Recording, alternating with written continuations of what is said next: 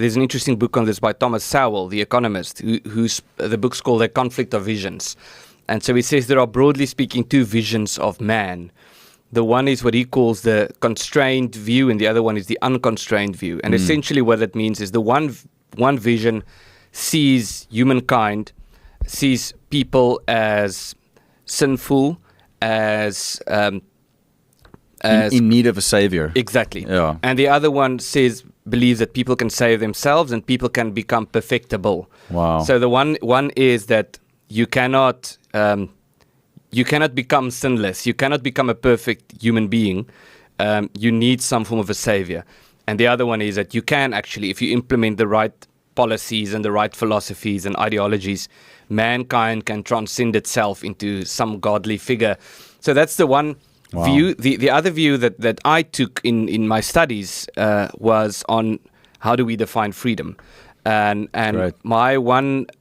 I described it also as two categories. The one is a self-centered view of freedom that says freedom is vested in yourself as an individual. Yeah. And it's this idea of when you do whatever you want to do, you're a free man. The other one is what I describe as a view of freedom through fulfillment.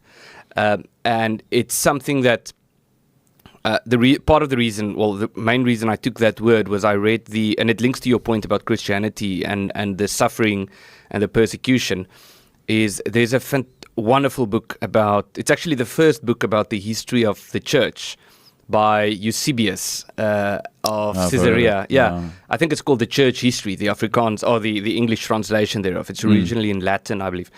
And it's largely about the Christians after Christ, the persecution and how the church became the church. Yeah, the early church. Yeah. Wow. And what struck me about that book, I listened to it on audiobook, and then I actually ordered it on Amazon and I read it, but I read a different translation than the one I listened to, which was even better.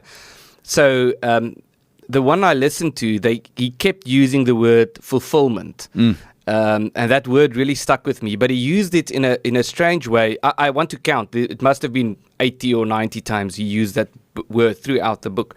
And he would say things like, the Christians were sent into the arena and there were lions there to devour them, and through their devouring they reached fulfillment. Whoa. Or he would say that this person was a Christian and he refused to reject Christ, and he was then beheaded, and in his beheading he found fulfillment. So in martyrdom, exactly, there's fulfillment. Yeah, and it's the idea of recognizing that there is something out there that is bigger than you.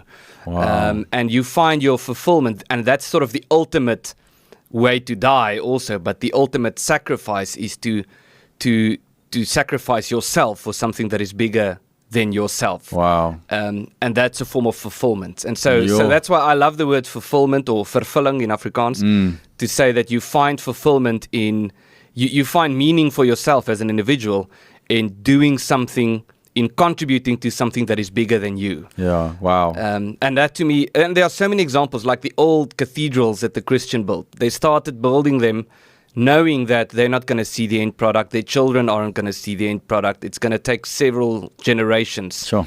But in doing the groundwork, in building, helping with the construction of the walls or whatever, you find fulfillment, even though you're not going to see greater. Yeah, it's bigger than yourself. That makes sense. Yeah, that's so good. And I think of Paul that writes, "I've been poured out as a drink offering." There's that.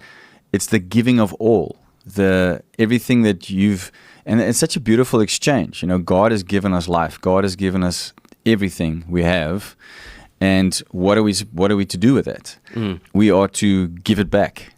To His purposes. Yes. So I think that makes sense.